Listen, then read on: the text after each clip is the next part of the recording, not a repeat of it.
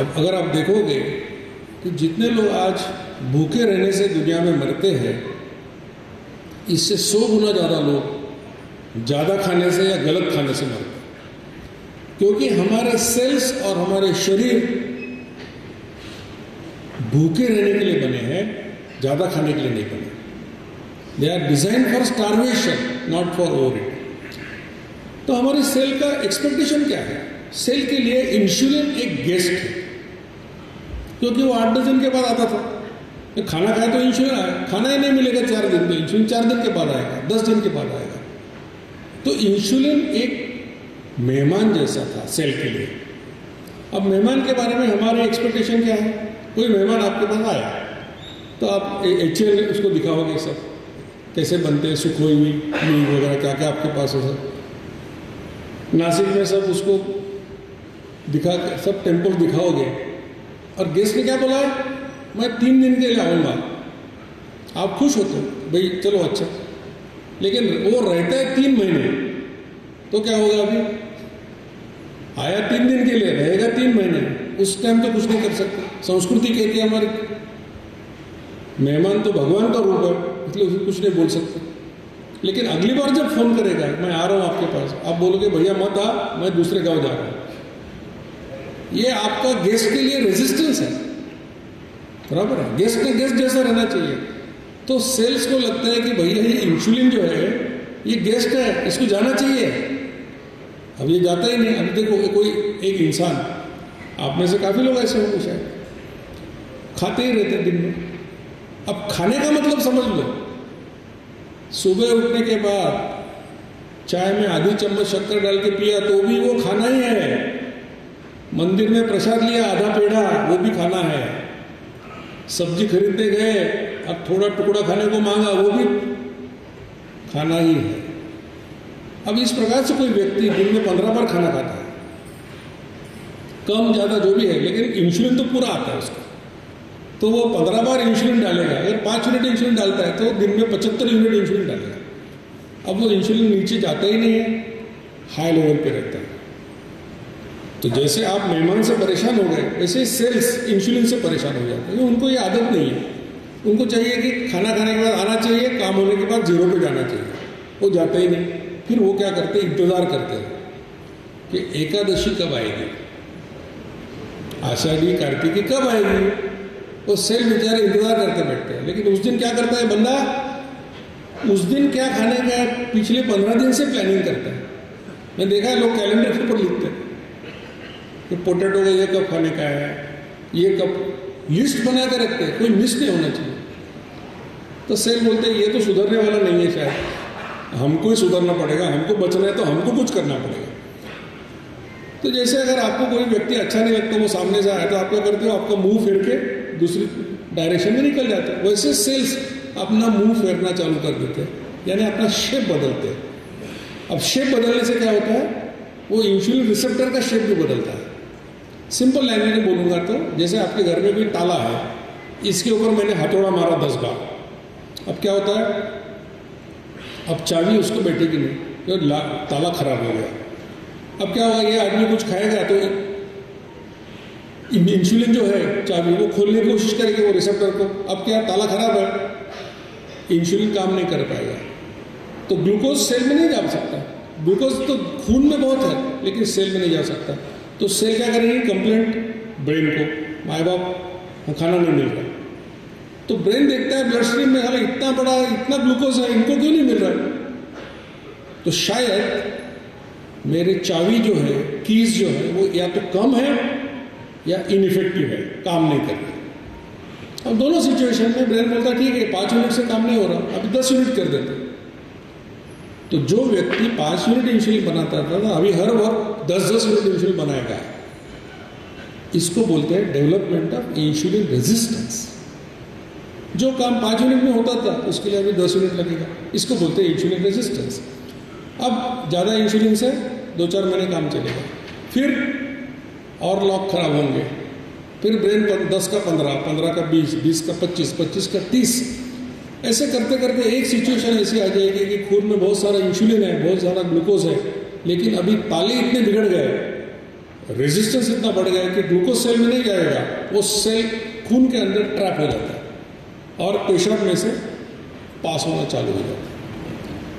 और चूंकि खून में इतना सारा ग्लूकोज है, शरीर हमारा ऊर्जा के लिए दूसरा जो फ्यूल है, लेजिटिमेट फ्यूल, वो है फैटी एसिड, उसका भी इस्तेमाल नहीं कर सकता क्योंकि प्रेफरेंस क्या है, ग्लूकोज फर्स्ट। और इतना ग्लूकोज है उसका इस्तेमाल नहीं कर सकते, फैटी एसिड का भी इस्तेमाल नहीं कर सकते। तो क्या करता है शरीर, उसके पास कोई इलाज नहीं आता, इसलिए वो तीसरे फ्यूल की तरफ जाता है, उसका नाम है प्रोटीन्स यानी अमाइनो एसिड्स। मैंने कहा कि लेजिटिमेट फ्यूल दो है, ग्लूकोज और फैटी एसिड।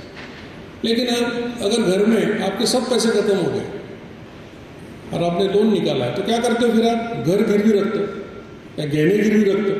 ये कोई राजी खुशी ऐसे नहीं करता, कोई इलाज नहीं तो करता। उसी प्रकार शरीर को जब ग्लूकोज नहीं, फैटी एसिड नहीं, तो वो जाता है अमाइनो एसिड की तरफ। और अमाइनो एसिड होता है प्रोटीन्स में, प्रोटीन्स होते हैं मसल्स में, तो आपके मसल ब्रेकडाउन होना शुरू हो जाता है। बॉडी मसल्स से प्रोटीन निकाल के एनर्जी लेना शुरू करता है, फिर आपका वजन कम होता है, मसल लॉस होता है, फिर आप डॉक्टर के पास जाते हो, फिर सुबह खाली पेट आपकी शुगर 300, खाना खाने के बाद 400, ऐसा कोई रिपोर्ट आता है और हम आपको टाइप 2 डायबिटीज का लेबल लगाते हैं। तो आपको समझ में क्या आया, वजन बढ़ना, इंसुलिन रेजिस्टेंस और टाइप 2 डायबिटीज एक ही हाईवे के ऊपर के माइलस्टोन्स है। और इसके पीछे कारण क्या है, इंसुलिन की लेवल बढ़ना, ये इसके पीछे कारण है। अब यहां तक अगर आप लोग को समझा कि ये इंसुलिन लेवल बढ़ने का प्रॉब्लम है, तो सोल्यूशन क्या होना चाहिए। भाई फेल हो गया एग्जाम में, क्यों, पढ़ाई नहीं की, सोल्यूशन क्या है, पढ़ाई करो। अब इंसुलिन लेवल बढ़ने से प्रॉब्लम हो गया, तो सोल्यूशन क्या है, इंसुलिन लेवल कम करो, दूसरा क्या है उसका। अब आप तो जानते हो कि इंसुलिन निर्मित कैसे होती है, सिक्रीशन कैसे होता है, आपको मालूम है कि बेसलाइन और खाना खाने से बनता है। तो बेसलाइन को कुछ कर सकते हैं क्या आप, आपके हाथ में नहीं है, इनवॉल्यूंटरी, तो उसका कोई मतलब नहीं। तो खाना खाने के जो इंसुलिन बनता है, इसके ऊपर कुछ कर सकते हो क्या, वो आपके हाथ में है, बराबर, उसके ऊपर कंट्रोल आपका है। तो कल से क्या करेंगे, कम खाएंगे या कम बार खाएंगे, कम बार खाएंगे, क्योंकि कम खाने ज्यादा खाने से इंसुलिन उतना आने वाला है। तो कम खाना ये सॉल्यूशन नहीं है, कम बार खाना ये सॉल्यूशन है। अब बहुत लोग आर्गुमेंट करते हैं, बहुत डॉक्टर्स अभी भी झगड़ते हैं, नहीं वो ज्यादा खाएंगे तो इंसुलिन ज्यादा आता है। उनको भी यही चाहिए कि इंसुलिन कम करना है, लेकिन उनका तरीका क्या है, स्मॉल फ्रिक्वेंट मील्स, थोड़ा थोड़ा खाओ और कभी भी डायबिटीज से मुक्त मत हो। कोई है एग्जाम्पल जिसने हाथ ऊपर किया, डायबिटीज है, बार बार खाते हैं, हर 4 घंटे के बाद खाते हैं, डॉक्टर ने बोला खाओ, किसी का मेडिसिन बंद हो गया, किसी का मेडिसिन कम हुआ, नहीं हुआ, मैं कर दूंगा, क्योंकि बार बार खाने से किसी का फायदा नहीं होने वाला। तो उनको लगता है बार बार थोड़ा थोड़ा खाने से इंसुलिन कम होता है, इसलिए फायदा होगा। लेकिन उनके किताब में लिखा है, Williams text book of endocrinology, जो अच्छे डायबिटोलॉजिस्ट ने पढ़ना चाहिए। विलियम ने एक्सपेरिमेंट किया, 20% कैलोरीज ब्रेकफास्ट में दी, 40% लंच में, 40% डिनर में दी। विलियम लिखता है कि हमारा ऑब्जर्वेशन ये है कि इंसुलिन सिक्रीशन वाज मोर और लेस द सेम, मतलब कैलोरी डबल करने के बाद भी इंसुलिन उतना ही हुआ। ये कौन बोलता है, डॉक्टर विलियम, डॉक्टर दीक्षित नहीं बोल रहे, डॉक्टर विलियम बोल रहे, जो इनको पढ़ाता है सबको डायबिटोलॉजिस्ट, लेकिन नहीं मानता। फिर हमने एक एक्सपेरिमेंट किया, हमने क्या किया, 18 वॉलंटियर्स को बोला कि भैया आप क्या करो, 3 दिन लैब में जाओ और आपके इंसुलिन लेवल टेस्ट करो, खाली पेट जाना उधर, और 0, 10 और 60 मिनट्स को इंसुलिन लेवल टेस्ट करना, शुगर नहीं, इंसुलिन। उनको बोला कि पहले दिन आप X क्वांटिटी फूड खाओ, दूसरे दिन 2X, तीसरे दिन 3X, मतलब पहले दिन 1 इडली चटनी खाई, तो दूसरे दिन 2 इडली खाओ, डबल चटनी खाओ, तीसरे दिन 3 इडली खाओ, ट्रिपल चटनी खाओ। अब क्या होना चाहिए था कि 0 मिनट्स जो फास्टिंग लेवल पे तो इंसुलिन सेम होना चाहिए तीनों दिन का, लेकिन दूसरे दिन और तीसरे दिन 10 मिनट और 60 मिनट का क्या होना चाहिए था, डबल और ट्रिपल होना चाहिए था, अगर वो क्वांटिटी के ऊपर डिपेंडेंट है। नतीजा क्या निकला, there is no linear relationship between quantity of food consumed and insulin secreted.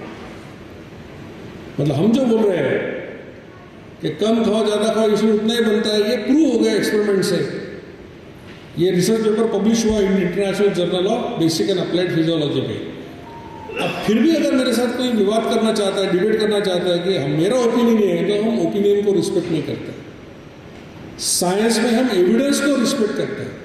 अगर मैंने 18 लोगों का स्टडी किया तो आप 19 का करो और मुझे एविडेंस दे दो, मैं उसका रिस्पेक्ट करूंगा. लेकिन ओपिनियन के ऊपर मैं रिस्पेक्ट नहीं कर सकता. तो ईटिंग फ्रीक्वेंसी कम करना ये महत्वपूर्ण है.